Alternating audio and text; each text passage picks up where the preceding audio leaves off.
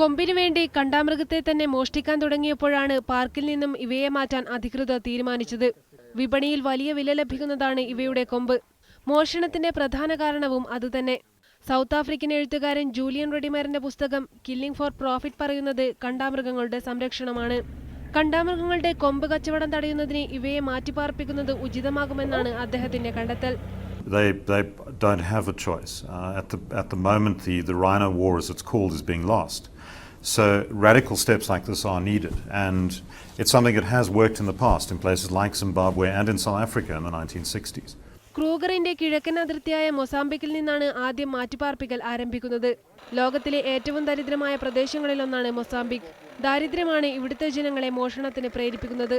കാട്ടുമൃഗങ്ങളുടെ ഉൽപ്പന്നങ്ങളെക്കുറിച്ച് പഠനം നടത്തുന്ന ചിലർ പറയുന്നത് കണ്ടാമൃഗത്തിന്റെ കൊമ്പ് സമ്പത്തിന്റെ ഭാഗ്യചിഹ്നമാണെന്നാണ്. എന്നാൽ അതുതന്നെയാണ് അവർക്കിപ്പോൾ ദുരിതമായിരിക്കുന്നതും. News desk, media 1.